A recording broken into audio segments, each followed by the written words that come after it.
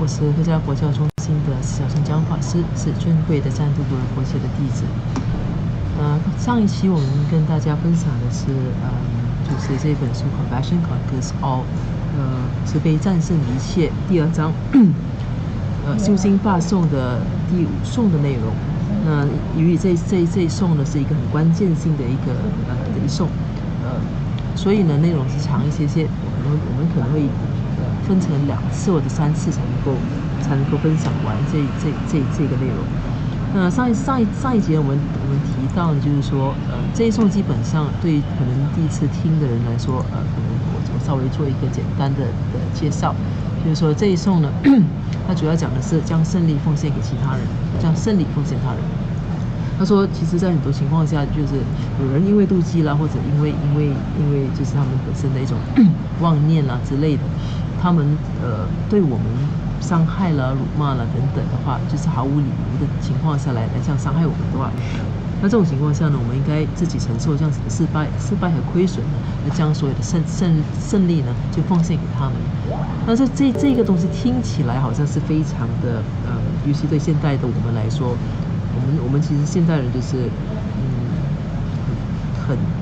常常很骄傲的说以其人之道还治其身啦，或者是你说吃1初1我做15啦，其实这些都是大家每天挂在嘴上的，大家觉得就是说以牙还牙是一个很正确的事情，应该给对方一点颜色看。那突然间乍然听到这样子的一种将胜利奉献给他人，那其实可能会觉得相当的困扰，到底是怎么回事？但是如果说我们能够明白因果的话，如果能够把事情想得更深远一点的话，那就会发现到，其实就好像物理这样子。那如果有一个作用有作用力和反应的话呢，它其实这个东西是无止境的。那所有的循环，如果你要砍断它的话，必须从某一个点开始。那所以如果说有人恶意去中伤我们的话，如果我们再继续去回应他们，以同样的方式来回应他们的话呢，那结果呢就是会这种就是等于说我们华人常说的冤冤相报何时了，那就会一丝一丝的不断的就这样滚下去。对于我们来说，我们看得到的也许就是说，可能这个人伤害了你，你再伤害他，那可能你们从此不再是朋友，或者说你们继续的彼此互相伤害。那看起来好像是这个样子，到可能到人生结束，或者到大家分开的时候就不再见面了就算了，但事实上并不是这样子的。如果说我们真正相信因果，我们相信轮回转世的话呢，你就知道这样子的一种伤害，当你跟一个人跟某个人不断的彼此伤害的话呢，那其实这样子它会让你们之间结下了这样子的一种业力的关系。那到了来世，你们还是会不断的进行伤害的，所以这个东西是没完没了的。那是从一个比较远的一个角度来看这件事情。那从一个比较怎么说呢，更就是以一个逻辑的一种方式来看呢，就是说，当别人对你不好的时候，那你却以同样的方式来对待他，那显示什么东西呢？那显示其实你自己一样是不受控制。你知道他对你不好，他伤害你是因为妒忌。然后他为什么妒忌？其实那原因其实可能是一屁股那么长，可能是他生性妒忌。那生性妒忌是什么原因呢？可能从小的家庭背景啦，或者他的遭遇了，导致他这个样子。那也更有可能呢，是他累生累世，他不断转世回来，他的各种妄念不断的累积，不断的增加，而导致他有一个这样子的一种很重的一种妒忌心理。那他既然是在一种无法控制的情况下，就产生妒忌，因为妒忌而伤害你的话，那怎么说呢？如果你也是以牙还牙去回应他们，那显示什么东西？那显示你跟他们的水准其实是一样的，他们是不受控制的。那显示，那如果你对此耿耿于怀，也就是非报仇不可的话呢，那显示你跟他们一样是不受控制的。那你跟他们有什么两样呢？你并不见得比他们更高尚。那而且呢，他们的恶业你同样也是有的，就是说他打你，你打回他，那同样都是一个打的恶业，但同样都有愤怒。那其实是一样，没有什么两样的。那这个是上一期我们讲到的，所以如果说要怎么说呢？你要停止的话呢，其实就要停止做出这种直接的反射性的一种回应。他讲不然两个错的不可能成为一个对的。当事情演变到那种地步，谁打我，我打你，即使在日常生活中，我们即使在法庭上也会这样子的情况，谁先动手，那谁动手了，谁对那对方是不是回应？比如说一个人挥刀砍了你一刀，你挥刀也砍了他一刀，那到底谁对谁错？那即使到了法庭也是一样，对方两方面都有错，所以这些东西呢，其实是没有带来多少好处，而且它背后还显示了什么东西？它背后的根基在于，你其实你之所以会理所当然的觉得自己理直气壮的应该去报仇的话，那也显示其实你除了你显示你无法控制自己，也显示你其实是多么的缺乏慈悲。你不愿意去忍受，而且更关键点是你根本不愿意去考虑去想过对方可能正在遭受痛苦。那你之所以对他们如此的不敏感，那显示什么东西？显示其实你把所有的重点放在自己身上，你的我爱的心是多么的强大。那就是因为我爱，所以你比别人都重要。所以任何的你觉得是错的事情呢，那你就觉得怎么算？就以你说了准，所以你的我爱是非常大的。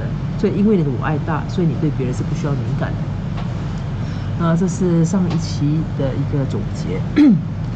那我觉得这一章是非常重要，所以我会以一个比较慢的速度来跟大家分享。好，那现在呢是好，这个接下去 ，In fact, when someone treats you badly, abuses you, or is rude to you, this is the moment for you to check if you are doing Dharma practice, and if you are not, that is the moment to start. If you complain, if you make noise, if you make a big issue of it, if you run around like a chicken with no head, screaming and shouting, you look just as bad. 那事实上呢，当有人对你不好的时候，当有人欺负你、虐待你，或者是对你很无理的时候呢，那这其实是一个最佳时刻，让你自己检视你自己是不是真的在实修着佛法。那如果说你检查了过后结论是其实没有在实践佛法的话，那其实那就是开始的时候了。那不如就在那一刻你醒觉了，就在那时候开始，任何一个时候都是开始的时候。那如果说你只会不断的埋怨，不断的就是唠叨去投诉的话，那如果或者是你把这件事情搞到小事搞得很大事的话，那如果你到处你像无头苍蝇，还是像一个没有头的鸡到处乱跑，到处喊叫的话呢，那讲你看起来其实也没有好多少，跟他们其实一样的。If someone mistreats you and is rude to you, or does not talk nicely to you, or is not being kind to you, as a person trying to practice Dharma, you have found the perfect opportunity. What do you think? When everything is good and everyone's polite and nice, that's when you recite mantras and you sit there with your eyes rolling and incense glowing, chanting Om. No. 他讲，如果说当有人对你不好，或者是对你无理，或者是就是不好好的跟你说话，对你就是不善待你的话，那作为一个佛法修行者呢，其实那就是你最完美的一个机会，最完美的时间。仁波切就说，你去想想看，你怎么认为呢？他讲，当身边的一切都好，都是完美的时候，当每一个人都是非常有礼貌和守礼的时候，那时候你才来开始念诵心咒，那在那里显示的非常庄严。他讲这其实是错的，但是你应该是最佳的修习佛法。这里讲的是最佳修习佛法的机会呢，其实是别人对你好、对你不好的时候，而不是周围的环境都非常顺遂的时候。那如果你在环境在情况各种条件都很符合你的意识的情况下才去修习佛法，那其实这本身就不是佛法修行。When do you practice Dharma? When you are not chanting? When you are not praying?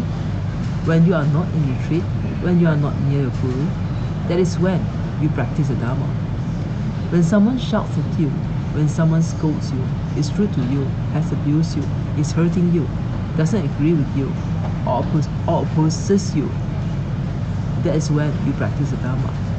他说什么时候才叫着修行佛法呢？什么时候才是修行佛法的一个良机呢？他讲，那其实并不是我们一般以为的就是在念经的时候啦，或者是在念诵经咒或在佛坛前的时候，那其实刚好就是恰好修行佛法的时候，恰好就是当你不再诵经，不再祈愿，不再闭关，不在师父面前的时候。那才是你在修行佛法的时候。那修行佛法的时候呢，是什么样的情况呢？是当有人对着你喊叫，有人骂你，对你无理，欺负你，虐待你，伤害你，就是跟你的意见相左，跟你对抗，是这种情况下才是你应该修行佛法的时候。May I accept the unjust loss and offer the victory to others？ 那愿我接受就是一些无理的一个亏损呢，亏损失败我取受，愿将胜利奉献他。其实这个是他的晚翻译。他讲为什么呢 ？Why? In that acceptance of defeat, you win, because it shows your negative mind is becoming less. So when someone reacts negatively to you and you react negatively, you are just as guilty. You look just as ridiculous.And you should be just as embarrassed. 亏损失败我取受，愿这胜利奉献他。为什么要这样做？他讲，当你接受这样子一种亏损的失败的时候，那实际上你才是赢家。那因为为什么呢？因为它显示你的负面的一种心态呢已经减少了。他讲，当有人对你做出负面的一种行为，而你却以同样的负面的一种方式来作为回应的时候，他讲其实你跟他们一样是有罪的，你犯的错跟他们是一样的，那你看起来跟他们一样是不可理喻的，而且你其实应该跟他们一样感觉到丢脸。In fact, you should react in a way that says, "What is bothering you? What happened?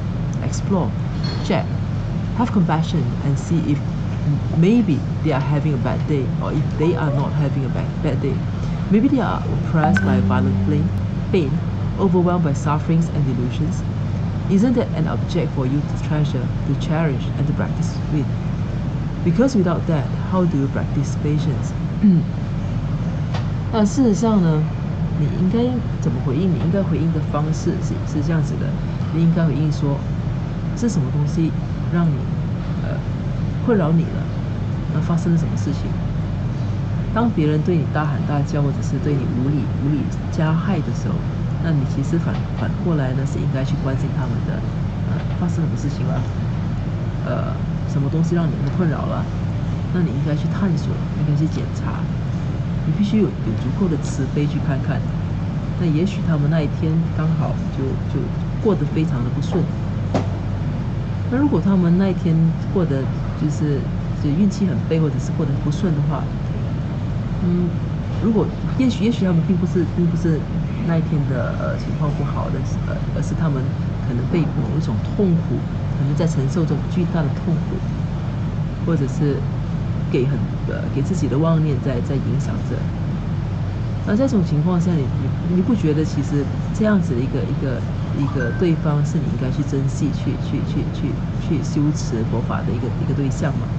而且因为如果没有这些的话，你怎么去修习宽容？怎么去修习忍辱 ？If we do not offer the victory to people who treat us with abuse and slander and so on, we are going to be fighting one battle after another, and we will never ever win the battle because there is going to be many people who would treat you in that way. They have treated you in that way. They are treating you in that way, and they will continue to treat you in that way. And whether you practice the Dharma or not, they will still treat you in that way.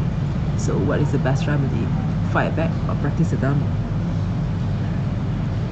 这一段呢说的是，如果我们没有将胜利奉献给就是那些伤害我们的人的话，就是那些伤害我们或者诽谤我们等等的人的话，那我们的就是我们接下来的遭遇呢，我们就是等于说要不断的去打一场又一场的仗，那些仗是打不完的。而且呢，在这些战役中呢，我们将永远都不可能会得到胜利。为什么呢？因为这样子的仗，有这样子会这么对待我们的人，其实是无止境的。将会有许多人会以同样的方式来对待你。他们过去是这样对待你，他们现在这样对待你，他们将来也会这样对待你。那无论你有没有在修持佛法，他们有以同样的方式来对待你。所以既然是这样子，那最好的一种解决方案是什么呢？你是要去不断的去以牙还牙去回应呢，还是你要去修持佛法呢？这里抛出了一个问题，让我们去思考。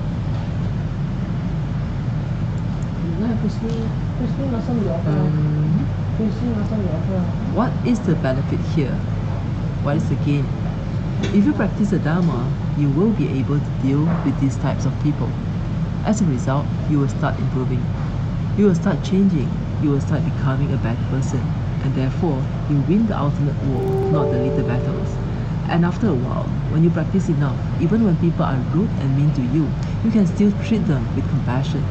You know that you are improving in your practice. You know you are going in the right directions, and you should be proud without ego. You should be happy, rejoice, and dedicate the merits so that you can increase the positive emotion even more. 他说，这里的好处是什么呢？他讲你得到了些什么东西？那如果说你认真好好的修行佛法的话呢，你将能够去处理和面对这类人。那结果会是什么样的？那结果是你将会开始进步，你会开始改变，你会开始成为一个更好的人。因此呢，在就近的层面上，在最终的战役里，你会是一个赢家。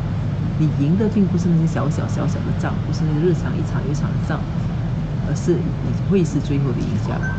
那经过一段时间之后，当你的修持已经有足够的修持，即便当人们对你很无理，其实你却一样能够以慈悲来对待他们。当这样子，当你能够这么做的时候，你就知道说，其实你在你的修行已经有了进展了。你知道你朝这一个对的方向进行了，那你应该很骄傲，你应该为自己感到骄傲，对自己的没有这么大的一种自我和我执感到骄傲，你应该觉得开心，你为自己随喜。这样与此同时呢，你将这样子的一些这些功德呢，就回向给自己，好让你的这种正面的一种情绪呢，能够不断更加的稳定。这里说，其实我们说来说去，就是说为什么一直要把胜利奉献给其他人？会得到些什么东西？我们其实大家都很怕的，都怕自己亏了，怕自己给别人欺负了，就怎么说呢？就等于是我们说不要去压人，不要让人家欺负我们不还手。那但是这一颂呢，却鼓励我们去接受亏损。那好处是什么？那必然是有好处。没有好处的话，就是以前的就是大师们也不会鼓励我们这么做。那真正的好处呢？其实佛教看事情都是看以一个长远的一个角度来看的。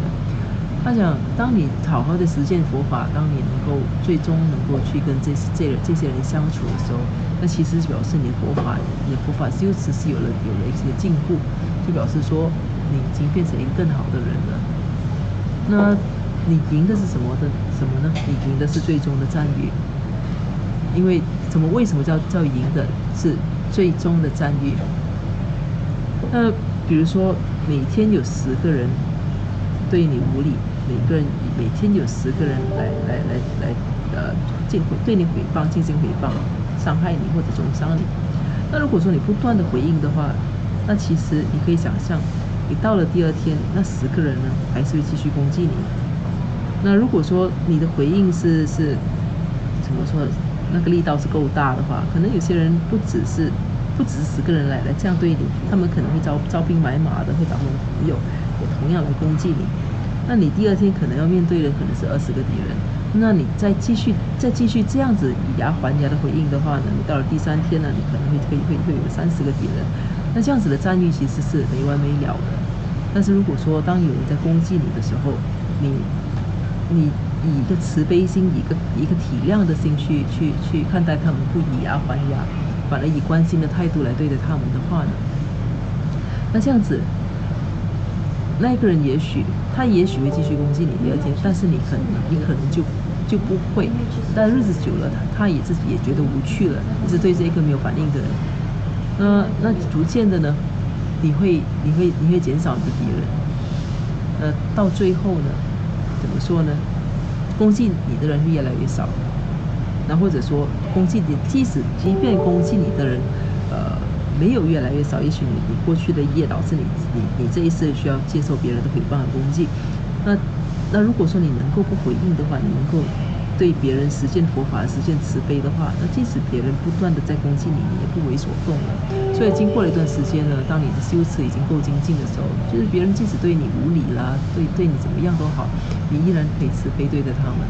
那当这一切已经成了一种自然和习惯的时候呢，这成为你的天性，第2天性之后呢，那你就知道其实你的修行已经朝向一个正确的方向了。那你应该为此感到高兴和随喜。那与高兴和随喜的同时呢，你可以将自己的这种转化呢，做一个回向。那回向呢，最好的一个供养，对我们常说，对佛菩萨、对三宝最大的供养，就是我们自己内在的一个转化。那内在的转化呢，你供养自己内在的转化呢，其实是能够让你怎么说呢，累积巨大的功德的。那巨大的功德是什么好处呢？我想说，那我们需要功德来维持、支持我们的修行。那当你心绪已经转化了，那你这个回向，这样子的这个回向来转化的话，它能够让你进一步去支持你，让你在修行路上能够更加平顺，让你的心绪变得更加稳定。所以这整个雪球呢，是往一个正面的方式滚去了。就是刚才就是这一段。May I accept unjust laws, such as others abusing me or slander me out of jealousy, and may I offer the victory to others. 那这里再重复再来一次关于就是这一段，就是他人出于嫉妒心，非礼辱骂，犯我等，亏损失败，我取受，愿将圣礼奉献他。When we listen to it, it's beautiful. We praise it. We touch it to our pain. We make offerings and we kowtow to it. We kowtow to the people who practice that teaching. We respect the people who talk about that. We respect it. We kowtow to it. We make offerings to it. We make an effort to go listen and learn about it. Why? Because deep down inside, we are good human beings. We would like to practice that, and we know it's the truth. Deep down inside, we know it is correct. It is the truth. Therefore, we admire and praise it, and we would like to practice it. 那刚才的修心八颂的第5颂呢，就是自受亏损这里呢，重新就是摩羯在这里重新再念过了一遍。他说，当我们听到这样子的一个颂的时候，一个颂集的时候，我们会觉得它是非常美好的一个集颂。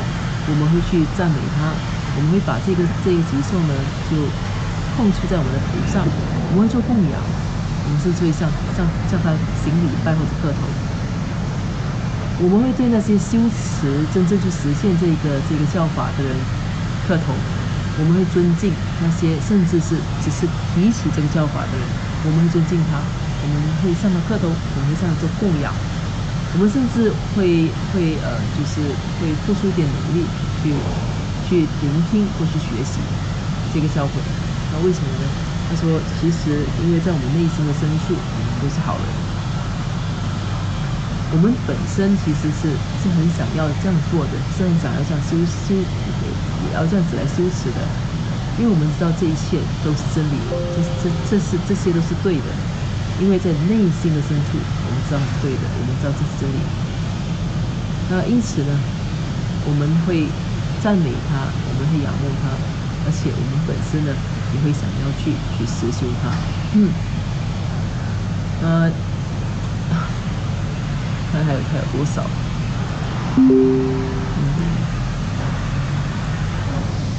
好，看来这一次也是没有办法，可能会延续到下一期才能够把这个第5颂分享完。那因为时间的关系，我们这分享呢就是暂时到这里，不过很快我们就会继续接下去的内容。暂时先告一段落。所以现在呢，我们做一个简短的一个回向。如宝珍贵菩提心，未生出者愿生出，已生出之菩提愿，岂不退转倍增长？如宝珍贵之空性，未生出者愿生出，已生出之空性宝，岂不退转倍增长？愿使修一切功德，利所有众生诸法红，显明至尊善慧名称是所设佛法心要诸圣教。唯愿世世不离真上师，唯愿随时享有圣正法，并于地道功德圆满后，迅速证得金刚持果位。愿我趁此善根力，速即成就上师佛，一切众生尽无余，时令安止是佛地。愿以弘扬中喀巴法王正法理成绩，直系障碍之征兆，一切顺缘悉圆满。我及他人之三世，以此相处二之矣。祈愿善慧名称佛，教法有助圣增长。愿昼吉祥，夜吉祥，昼夜60人吉祥，一切事中皆吉祥。唯愿三宝常摄受。至尊上师身受永稳护，妙善方便普及遍十方。上为教法虚光照三律，众生未尽其心二章觉得其实大颂的。好的，那我们下一次很快的下一期再见。